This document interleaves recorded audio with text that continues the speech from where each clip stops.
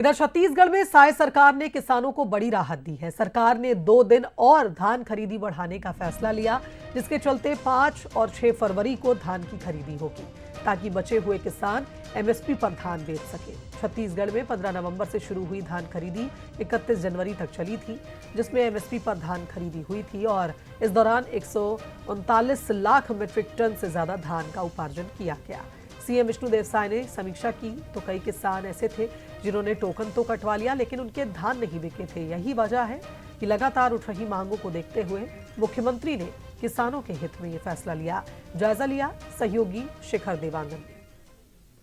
छत्तीसगढ़ में साय सरकार ने किसानों को बड़ी राहत दी है। प्रदेश के किसानों के लिए 2 दिन धान खरीदी होते हुए नजर आएगी। आज और कल ये 2 दिन बढ़ाए गए हैं सरकार की ओर से धान खरीदी को लेकर। और इस वक्त रायपुर के जोरा स्थित धान खरीदी केंद्र में मौजूद हूं और देख सकते हैं कि धान के जो छल्ले हैं वो लगाए गए हैं, लेकिन जिस तरह से धान खरीदी 2 दिन और होगी, जो बचे हुए किसान हैं वो अपना धान बेचते हुए नजर आएंगे। लेकिन जो कहा जा रहा है कि रायपुर के इस धान खरीदी केंद्र में फिलहाल कोई किसान जो है वो नहीं बचा है धान बेचने को लेकर। लेकिन जिस तरह से पूरे प्रदेश भर में धान खरीदी की तारीख बढ़ाई गई, किसान मांग कर रहे थे कि उनका धान जो है वो नहीं बिक पाया है, और ऐसे में सरकार ने एक बड़ा फैसला लिया और 2 दिन धान खरीदी और करने की बात कही गई। और इसी के तहत जो है धान खरीदी आज और कल देखने को मिलेगी। जिस तरह से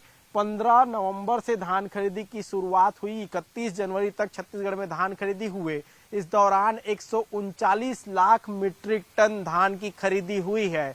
जिस तरह से ये कहा जा रहा था कि कई किसान धान बेचने से वंचित रह गए हैं, और इसी को लेकर सरकार ने बड़ा फैसला लिया और 2 दिन धान खरीदी की तारीख बढ़ाने की बात कही, जिसके बाद प्रदेश के अन्य धान खरीदी केंद्रों में अब किसान 2 दिन तक अपनी धान बेच पाएंगे। कैमरा पर्सन मनीष के साथ शिखर देवांगन, बंसल न्यूज, रायपुर।